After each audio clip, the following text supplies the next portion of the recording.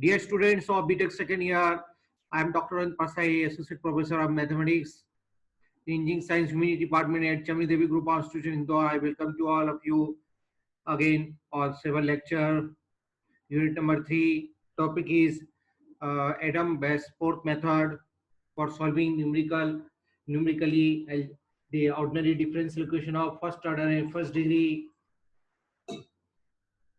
After 7 minutes, I will start our session of today class. Wait for it.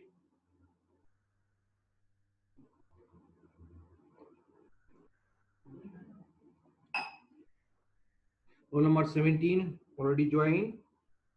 Yes, sir. And 20.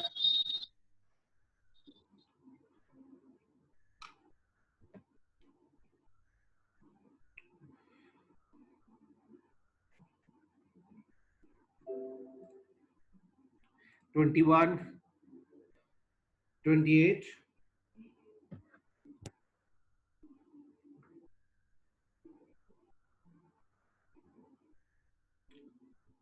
53,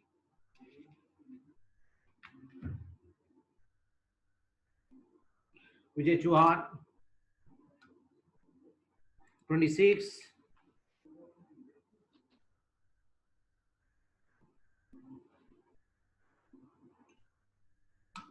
52,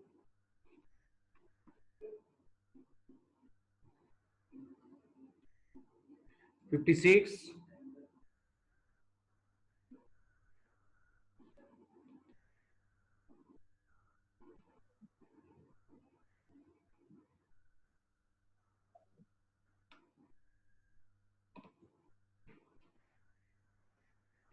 18,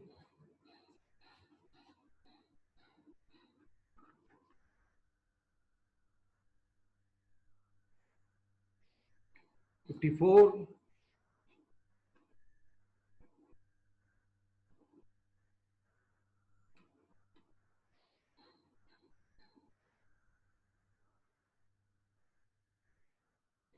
29,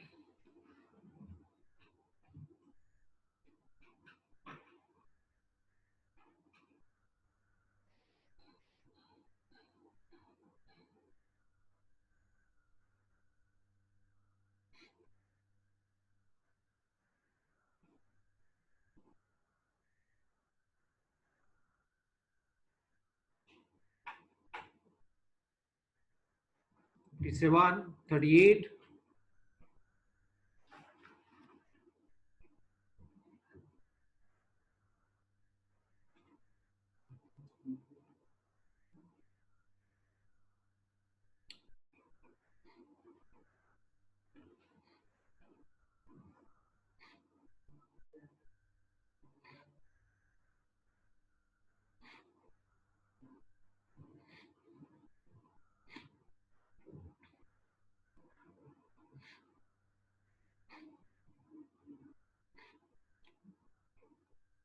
I will start the session after 5 minutes.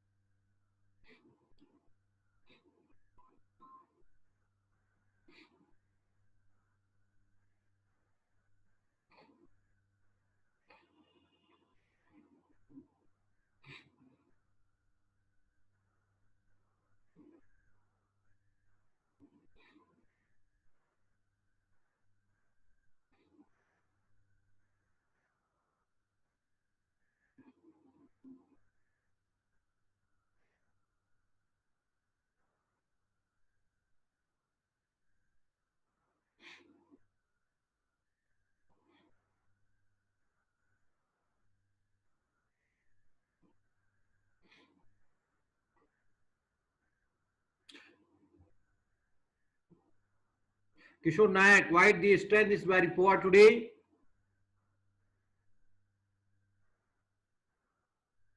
Roll number 33.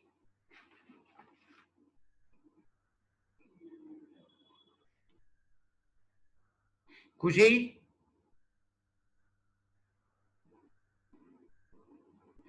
विजय कटरे. Are you listen me? Vijay Chauhan. Yes, sir. क्या बात है, आज class में attendance बहुत कम है. Attendance. क्या कल भी 1 बजे की क्लास में इतने बच्चे थे?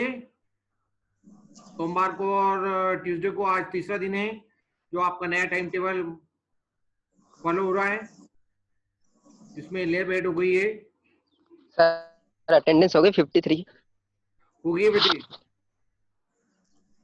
53 को तुमने मैंने अलो करा, इसका मतलब अटेंडेंस हो गई है. विजय चौहान, बताओ आज स्टूडेंट कम क्यों आए? क्या रीजन है? सबने अच्छे से पढ़ाई कर ली है? Roll number 22. या कहीं और बिजी हैं? पता नहीं सर, अभी पिछली क्लास में बहुत सारे थे, अभी कम हो गए. हैं? अच्छा, अभी सुबह की क्लास से कम चल रहे हैं आज के दिन. क्यों इंजीत? हिमांशु. Yes, sir. क्या मॉर्निंग से इतने स्ट्रेंथ का है क्या? नहीं सर, मॉर्निंग में थी. अभी कम क्यों हुई? मेरे को बताएंगे. अरे बेटा, आपस में आप लोगों की सब बातचीत हो जाती है.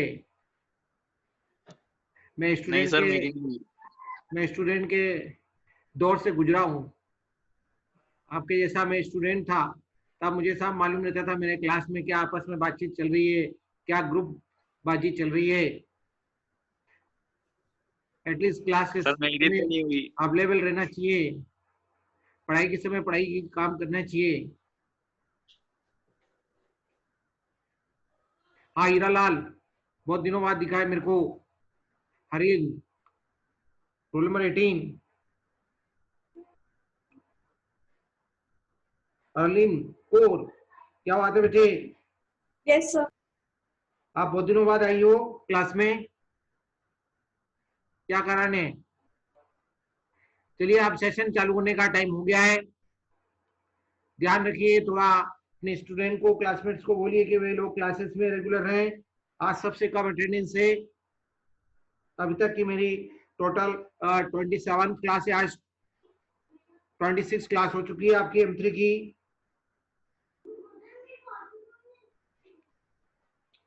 जस्ट आपको स्क्रीन शेयर कर रहा हूं. अब आप वेट नहीं कर सकते हैं.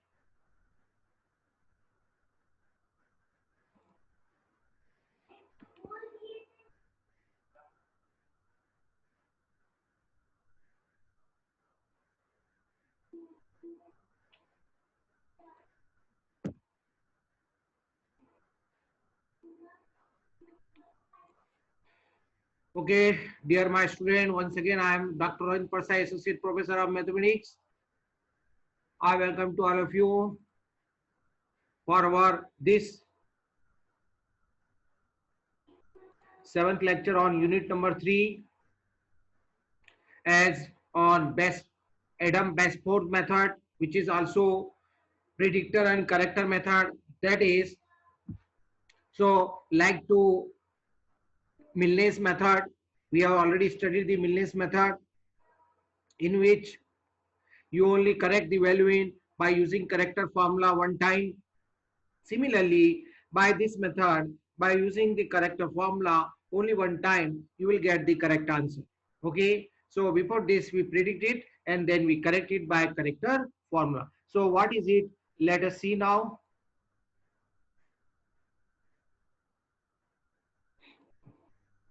ये हम कल की क्लास में रुंजे कुट्टा मेथड के बारे में सिखा चुके हैं, बता चुके हैं, रिवाइज कर चुके हैं.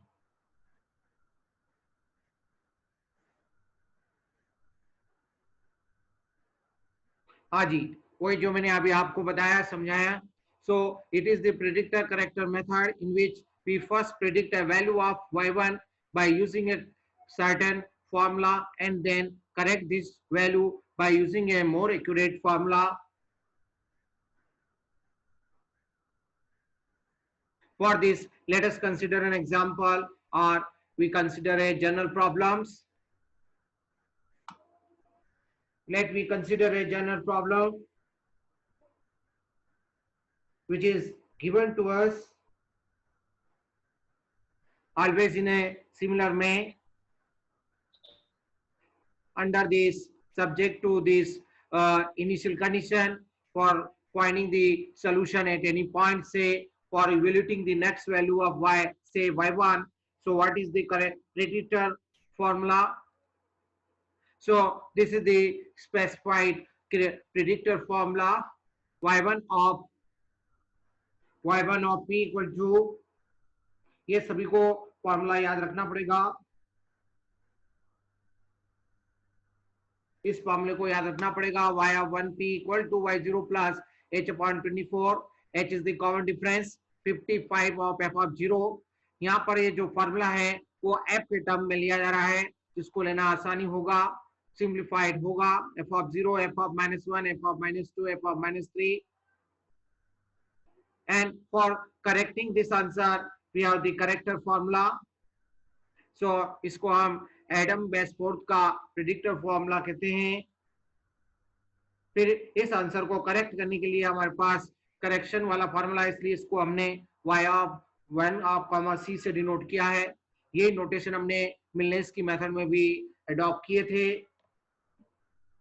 सो y0 plus h upon 24 ये कॉमन है, यहाँ हो जाएगा 9 of f1 plus 19 of f of 0 minus 5 of f of -1 plus f of -2. अब जैसे हमारे मिलनेस में हमको y0, y1, y2, y3 की वैल्यू हमारे पास नोन होना चाहिए, तभी हम मिलनेस की मेथड को अप्लाई कर सकते हैं. ठीक उसी तरह से इसमें हमने जो y की वैल्यूज हैं वो प्रायर जो वैल्यू हमें मालूम होना चाहिए उनको हमने इस तरह से डिनोट किया है. So now from the above formula it is clear that for applying this method we require the 4 starting values of y, that is we shall find y1. For this we must require 4 prior values, one of them which is always given to you. ये value आपको हमेशा दी हो रहती है. ये वाली y0 की जो वैल्यू है x0 की, y0 की तो हमेशा दी होती रहती है, लेकिन ये जो नेक्स्ट वैल्यूज हैं वो आपको दी नहीं होती है. तो जब दी नहीं होगी तो आप अपने गुरुंजा-कुटा मेथड लगा के या टेलर सीरीज मेथड को लगा के इन वैल्यूज को निकालेंगे और फिर इसके बाद हम लोग अपने प्रॉब्लम्स को सॉल्व करने की पोजीशन में होंगे. कभी कभी एग्जामिनर क्वेश्चन में ही ये वैल्यू देता है.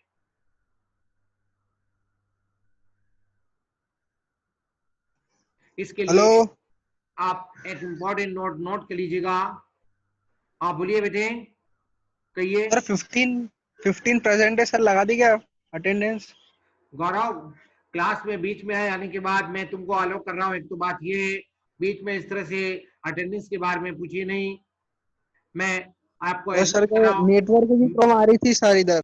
मैं आपको एडमिट कर रहा हूँ, इसका मतलब है कि मैं अटेंडेंस को ले रहा हूँ.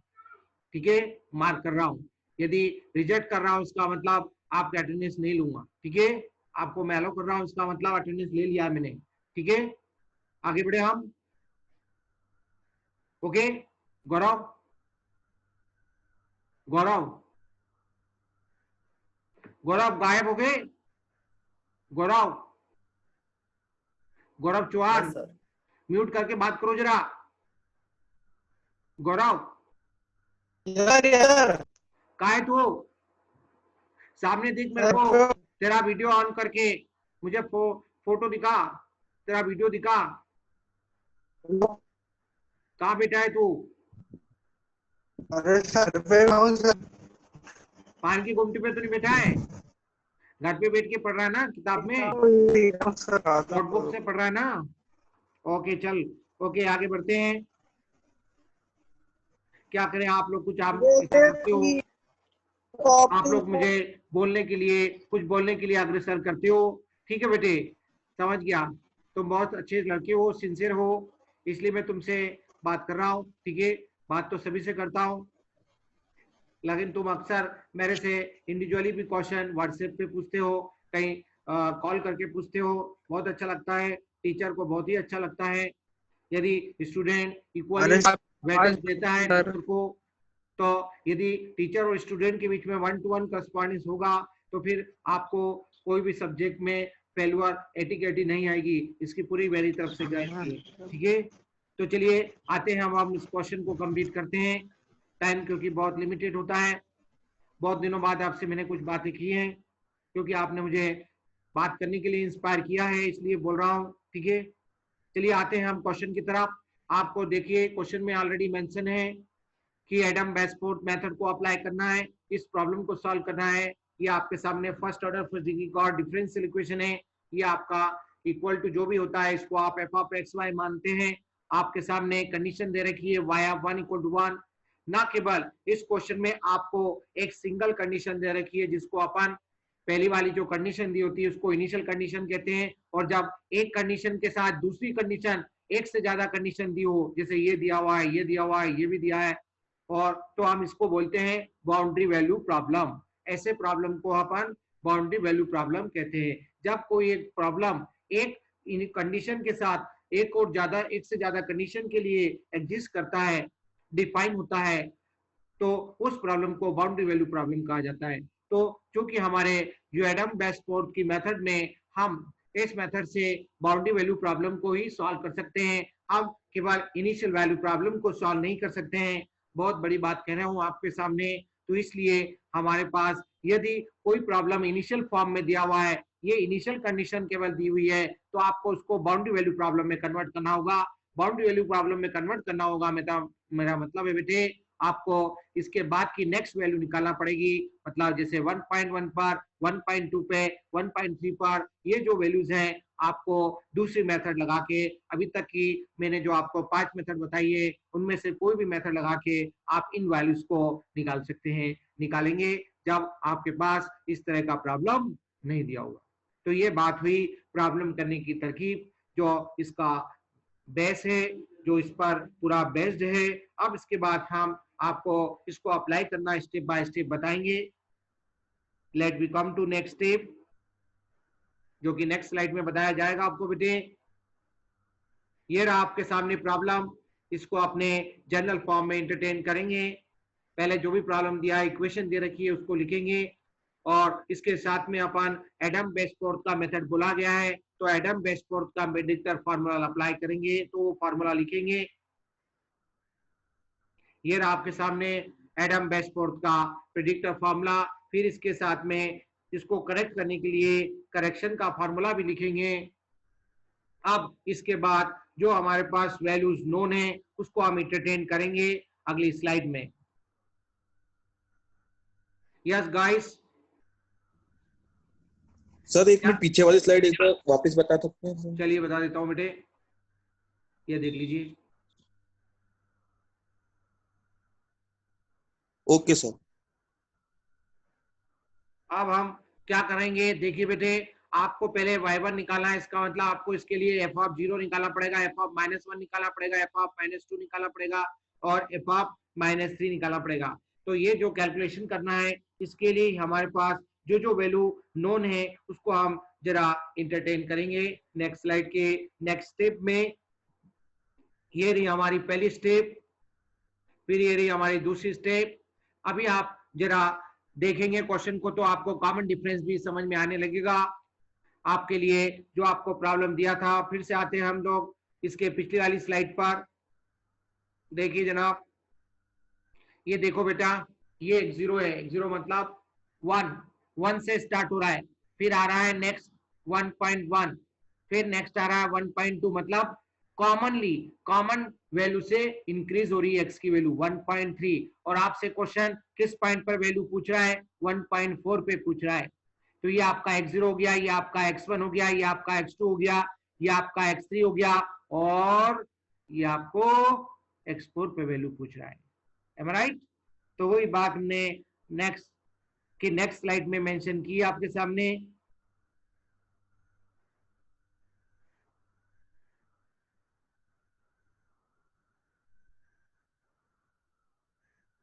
ओके बेटे, अब x की वैल्यू लिखने में कोई दिक्कत नहीं है बेटे। इस मेथड से जब भी क्वेश्चन करना है तो x की वैल्यूज को लिखने में कोई दिक्कत नहीं है, लेकिन बस जब अपन y की वैल्यू लिखने जाएंगे तो उसके सिंबल में थोड़ा परिवर्तन है according to this principle of Adam Basford. वो क्या है वो अभी आपके सामने आ जाएगा।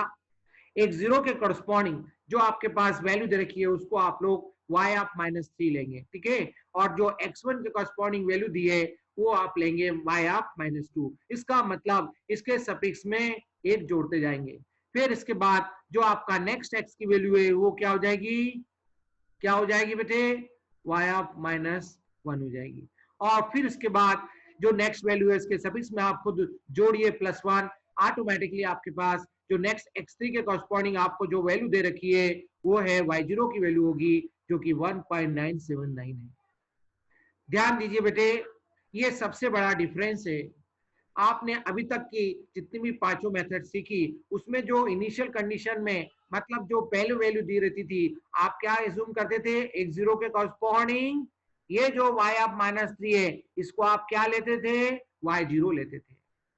पूरा आपका रिवर्स हो गया है। जैसे अपन फॉरवर्ड डिफरेंस की बात करते हैं और फिर इसके बाद बैकवर्ड डिफरेंस की बात करते हैं, तो हमने अपने आप को पूरा रिवर्स कर दिया है। तो आपको कैसे डिसाइड करोगे, ये आपको डिसाइड करने का भी तरकीब समझा रहा हूं। देखो बेटे, एक वैल्यू, दूसरी वैल्यू, तीसरी वैल्यू और चौथी वैल्यू, क्योंकि सफिक्स में आपका x3 आ रहा है तो आपका जो x0 के सफिक्स होगा वो ये सफिक्स होगा, उसका माइनस साइन ले लीजिए। तो y आप -3 इसको एज्यूम करना है। फिर इसके बाद जो नेक्स्ट वैल्यू x के कॉरस्पॉन्डिंग 1.1 पे जो दे रखी होगी वो आपको उसके सफिक्स में एक जोड़ दीजिए, तो वो आपके लिए y आप -2 की वैल्यू होगी। फिर उसके बाद इसके सफिक्स में जोड़िए एक, तो अपने आप ये वैल्यू आपका सिंबल आपको मिल जाएगा। y आप -1 मतलब x2 पे जो वैल्यू आपको दे रखी है y की मतलब f की मतलब फंक्शन की वो है 1.548।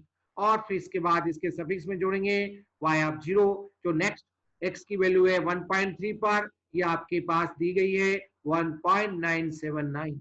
और इसके बाद जो आपसे एग्जामिनर x4 पे जो क्वेश्चन पूछ रहा है वो है आपके पास, आपको यदि आप अभी तक की पहले मेथड के बारे में यदि बात करेंगे तो इसको अपन y4 मानते थे, यहाँ पर y4 की जगह क्या आ जाएगा, इसके सफिक्स में जोड़ेंगे तो y1 आ जाएगा।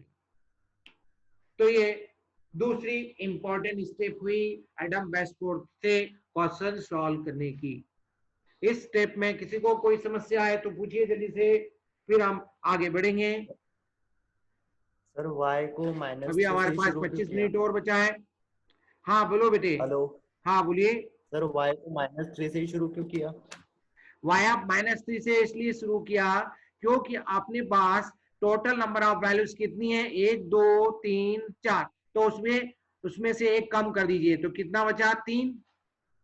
4 वैल्यू आपको नोन है ना, 4 वैल्यू आपको नोन होना चाहिए ना। यस तो सर। इसलिए अपन को जो फर्स्ट वैल्यू होगी वो y आप -3 से स्टार्ट होगी। सपोज आपके पास एक और वैल्यू होती, एक और वैल्यू होती तो टोटल कितनी हो जाती, 1 2 3 4 5। तो यहाँ पर आपका सबसे पहले का स्टार्टिंग क्या होता, y आप -4 होता, राइट। और फिर इसके सफिक्स में एक एक जोड़ते जाते हैं आप, ठीक है। ये आपको इस फॉर्म में ये वैल्यू लेने का एक नया ट्रीटमेंट है, ठीक है। जैसे अपन बोलते हैं कि फॉरवर्ड डिफरेंस को हम कैसे डिफाइन करते हैं, value of the function increase by h minus f of x। अब आप बोलेंगे डेरिवेटिव को ऐसा क्यों डिफाइन करते हैं, dy बाय dx बराबर limit h tending to 0 value of function increase by h minus f of x upon divide by the common difference. तो हमें चूंकि ये जो मेथड का ट्रीटमेंट थोड़ा सा डिफरेंट है इसलिए केवल ये स्टेप में बहुत ध्यान रखना है। तो अपन पहले अभी तक की 5 मेथड में पहले जो वैल्यू दी रहती थी वो x0 होती थी, x0 के करस्पॉन्डिंग जो वैल्यू होती थी उसको आप क्या बोलते थे, y0। इसको आप क्या लेते थे, x1 के करस्पॉन्डिंग वैल्यू को y ऑफ 1। इसको आप क्या लेते थे बेटे, x2 के करस्पॉन्डिंग y ऑफ 2। ये आप x3 के करस्पॉन्डिंग जो y की वैल्यू होती थी उसको आप क्या सिंबल लेते थे, y ऑफ 3। तो यहाँ पर ये पूरा रिवर्स हो गया है बेटे, इस तरह से रिवर्स हो गया है। इसलिए मैंने लास्ट में जाके यहाँ पर जो वैल्यू आपसे पूछ रहा है इसको पुराने सिंबल में लिखा है और फिर अभी का जो सिंबल आ रहा है उस सिंबल में भी उसके बराबर लिख दिया है आपके सामने। इसके सफिक्स में 1 जोड़ दीजिए तो आ जाएगा y1, that is question mark. Am right? यदि आपको क्वेश्चन में 1.5 पे वैल्यू और पूछता तो आपको एक और स्टेप आगे बढ़ना होती, आपको इस मेथड को एक बार और लगाना होगा, जहां से आपके पास y2 की वैल्यू आपको निकालना होगी। अभी यहाँ पर y1 निकाला है, इसके बाद फिर आपको y2 निकालना पड़ेगा जब x5 पर 1.5 पे आप वैल्यू निकालेंगे। तो आप इसी क्वेश्चन में एक और क्वेश्चन आप ऐड कर सकते हैं, एक और स्टेप में ये क्वेश्चन कर सकेंगे। एक बार करना आ जाएगा तो बार बार उसको रिपीट कर सकते हैं, कोई इशू नहीं इसके लिए। तो अब आप अगली स्टेप की तरफ आगे बढ़ रहे हैं। अब हम इसमें एक एक करके चीजों को इंटरटेन करेंगे, वैल्यूज को इन फॉर्मूले में सब्स्टिट्यूट करेंगे और जो जो हमको लगेगी उसको हम यहाँ पर आपके सामने स्टेप बाय स्टेप इवेलुएट करके बता रहे हैं। नेक्स्ट स्टेप में अरे बंद कर। ये रहा आपके सामने, उन्हें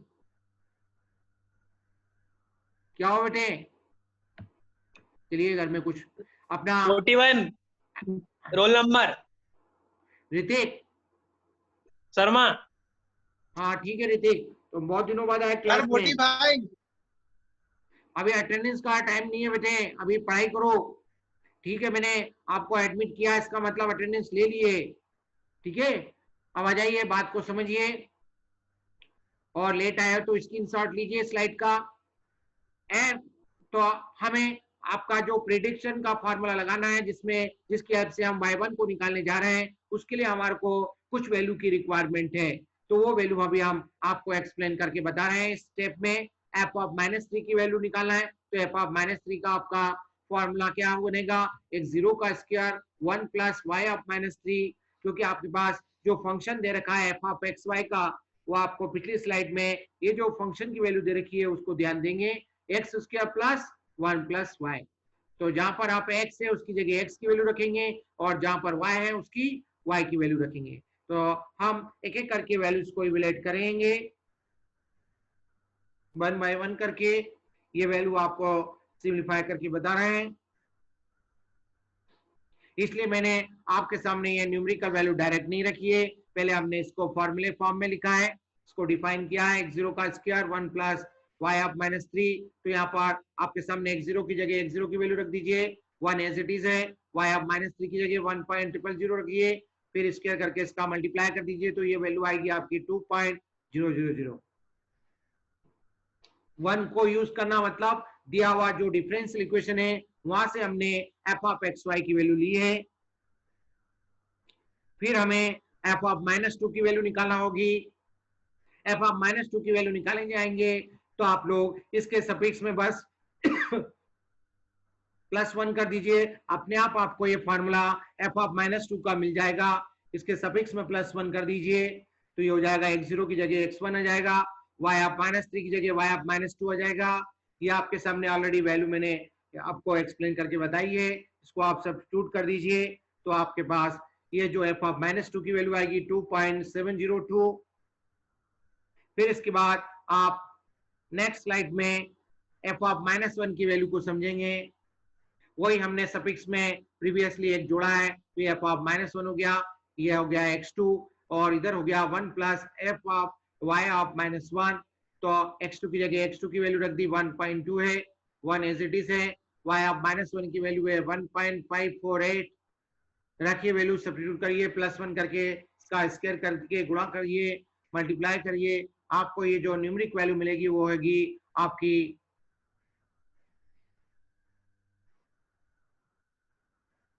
इस वैल्यू का मान होगा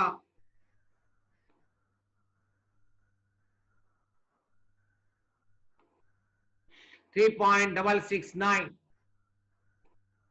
फिर इसके बाद आप लोग ये सारी वैल्यू जो आपको प्रेडिक्टर फॉर्मूले के लिए रिक्वायर थी, इसके साथ में हमें f(0) भी निकाला होगा, तो इसलिए हमने f(0) को भी लगाया, उसकी भी वैल्यू निकाली, सफिक्स में जरा आप +1 कर दीजिए, ऑटोमेटिकली आपको इसका भी फॉर्मूला अपने आप मिलने लगेगा।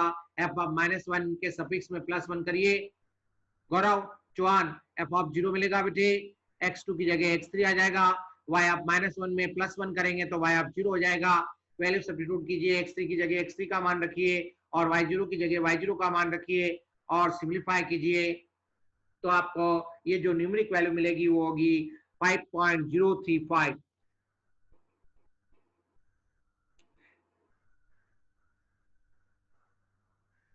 टाइम को हमने अपडेट कर दिया है। आप जुड़े रहिए मेरे साथ, आज हम इस क्वेश्चन को कंप्लीट करेंगे।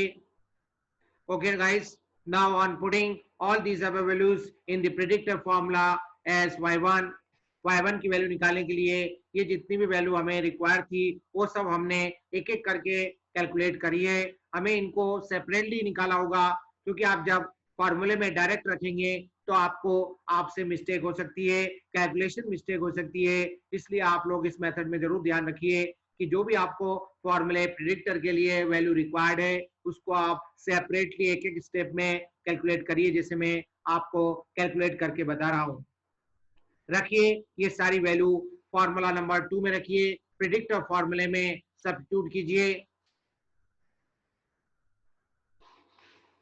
यस गाइस,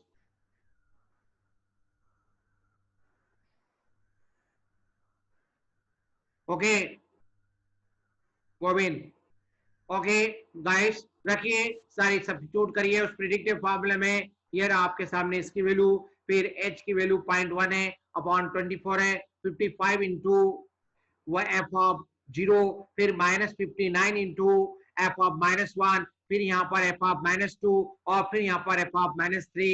ऐसा करके वैल्यू सब्स्टिट्यूट कीजिए, मल्टीप्लाई करके फिर सब्ट्रैक्ट करिए, कॉमन चीजों को कलेक्ट करिए, तो आपके सामने ये जो आपको आंसर मिलेगा वो होगा 2.573।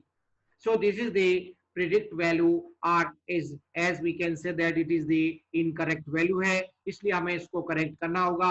अब हम करेक्शन का फार्मूला अप्लाई करेंगे, लेकिन करेक्शन के फार्मूले को अप्लाई करने के लिए हमें एक और वैल्यू रिक्वायर्ड होगी, क्योंकि हमारे पास ये इसका रफ आंसर आ गया है ना, तो हम इस रफ आंसर की हद से एक वैल्यू और हम यहाँ पर प्रिडिक्ट करेंगे, तभी हम करेक्टर फॉर्मूले को अप्लाई करने की आप स्थिति में होंगे। वो वैल्यू आ रही है f(1). f(1) मतलब इसके बाद वाली वैल्यू, जरा ऐड करो इसके सफिक्स में 1, अपने आप ये आपके पास नेक्स्ट वैल्यू मिल जाएगी। f के सफिक्स में 1 जोड़िए, x के सफिक्स में 1 जोड़िए, x4 आ जाएगा, y के सफिक्स में 1 जोड़िए, अपने आप आपके पास y1 हो जाएगा। जो अभी आपके सामने इनकरेक्ट आंसर आया है इसको हमें करेक्ट करना है, इसलिए हमें ये इनिशियल वैल्यू निकालना होगी। तो x4 की वैल्यू आपके पास 1.4 दी हुई है, ऑलरेडी हमने इनिशियली बता दिए। और अभी आपके सामने अभी जो हमने रफ आंसर निकाला है y4 का, मतलब y1 का जो वैल्यू निकाली है उसको हम यहाँ पर यूटिलाइज करेंगे। तो इस तरह से आपके पास f1 की वैल्यू हो जाएगी 7.004। बस अब इस वैल्यू को और जो प्रीसीडिंग वैल्यू है इनको यूज करके हम लोग करेक्शन फॉर्मूले से करेक्ट कर देंगे। नेक्स्ट स्लाइड में देखिए, ये स्लाइड नोट कर ली सभी ने? श्रेयांश? यस सर, नोट कर लिया। ओके बेटे, वही जो मैंने ऑलरेडी बोला आपके सामने बोल के बता दिया कि now on putting all the values in correction formula 3 for finding the correct value of y1। ये रहा आपके सामने जो फार्मूला था, यहाँ पर जो वैल्यू रिक्वायर्ड है वो यहाँ पर रख दीजिए। यहाँ पर h की वैल्यू रिक्वायर्ड है, यहाँ 24 था, यहाँ पर आपके सामने 9 इंटू समथिंग, 9 इंटू क्या था बेटे, याद करो, f(1), ये f(-1), f(-2) और f(3), इस तरह से ये वैल्यू सब्स्टिट्यूट करेंगे तो आपके सामने जो करेक्ट वैल्यू आ रही है वो आ रही है 2.575। जरा पिछले आंसर की तरफ गौर करें तो आपके सामने डिफरेंस समझ में आ जाएगा आप सभी को। क्या था आपके पास 2.573। यदि ये इनकरेक्ट है तो इससे भी आपके सामने वेरीफाई हो जाएगा करेक्शन फॉर्मूले से। 3 की जगह 5 आ गया है, 2 डेसिमल तक सेम था और डेसिमल के पहले वाले वैल्यू करेक्ट थी। इसका मतलब केवल 3rd डेसिमल में करेक्शन रिक्वायर्ड था इस क्वेश्चन में, इसलिए ये करेक्ट हुआ है। अरे सर समझ ही नहीं आ रहा, क्या बोल रहा आप? आवाज नहीं आ रही आपकी क्लियर? क्या आवाज नहीं आ रही? सभी को आवाज आ रही है, तेरे को नहीं आ रही आवाज? तुम्हारा माइक को इंटरनेट कनेक्टिविटी को पूरा अच्छे से रखिए सभी को आवाज आ रही है? तुम ही एक बंदे हो जो तुम्हारे को आवाज नहीं आ रही है। अरे सर आपकी आवाज जितना कट बोला रही है। +1 मजाक मत कर मेरे से। अब इसके बाद तू पूरा कैलकुलेशन करेगा और सब्स्टिट्यूट करेगा, तो इस तरह से हम दूसरे शब्दों में कह सकते हैं कि y ऑफ 1.4 इक्वल टू 2.575। इतनी जोर से बोलना नहीं चाहिए ऑनलाइन क्लास में, उसके बावजूद भी मैं बहुत लाउडली बोल रहा हूँ, ठीक है?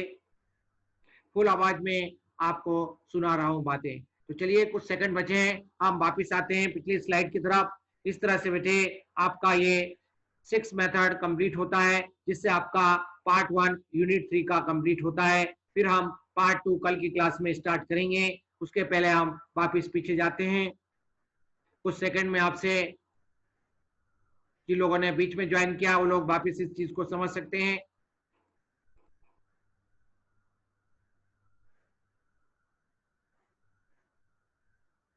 इस तरह से हमारे पास कोई भी प्रॉब्लम दिया होगा जिसमें हमारे पास एटलीस्ट 1 वैल्यू तो दी होगी।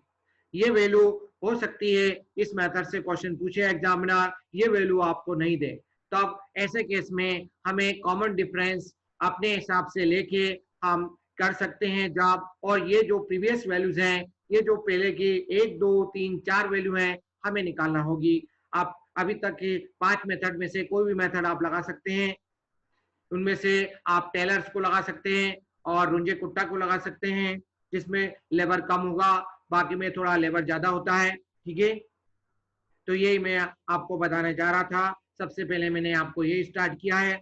अब इसके बाद हमने फिर हमको जो कि एडम बेस्पोर्ट मेथड बोला है, इसलिए हम उसके ऊपर गौर करते हैं। प्रॉब्लम लिखने के बाद हम इसका प्रिडिक्टर फार्मूला लिखते हैं और फिर इसके बाद इस वैल्यू को करेक्ट करने के लिए करेक्शन फार्मूला हमने आपको बताया था। अब इसके बाद स्टार्ट करने के पहले हमारे पास ये वैल्यूज कुछ नोन होना चाहिए, F of 0, F of -1, F of -2, F of -3, और फिर इसमें 1 जोड़ेंगे तो आपके पास एफ ऑफ 1 हो जाएगा, एफ 0 के बाद एफ ऑफ 1 हो जाएगा। तो हम लोग स्टार्ट करते हैं पहले एफ ऑफ -3 से, फिर एफ ऑफ -2 से, एफ ऑफ -1 से, फिर एफ ऑफ 0 से, और फिर इसके सफिक्स में जोड़ते हैं तो एफ ऑफ 1 पे पहुंच जाते हैं। ये 1 2 3 ये 3 वैल्यू जो है ऑलरेडी आप फार्मूला नंबर 2 में निकाल चुके होंगे।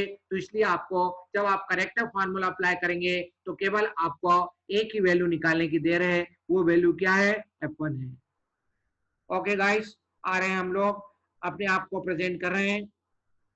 आपको भी इसी तरह से इस मेथड से क्वेश्चन करने के लिए प्रेजेंट होना पड़ेगा, तैयार होना होगा।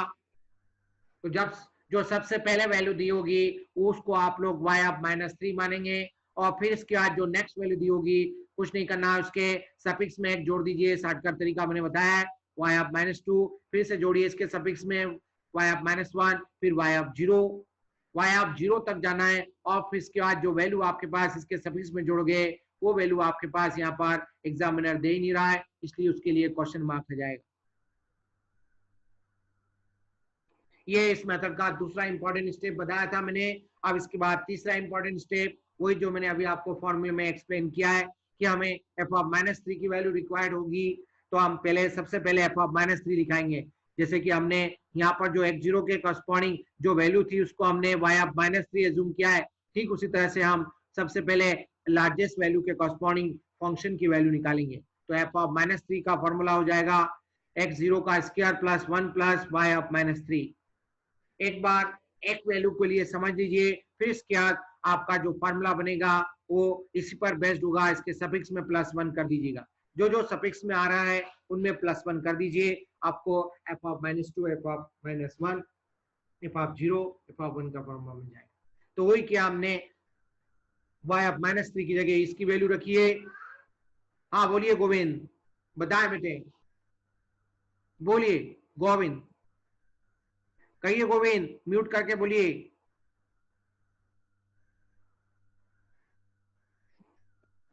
कहिए गोविंद, क्या बोलना चाह रहे बेटे?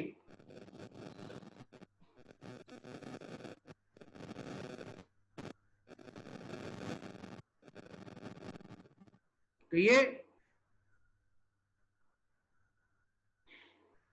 इसी तरह से फिर हम लोग f ऑफ -2 की वैल्यू कैलकुलेट करते हैं, क्योंकि f ऑफ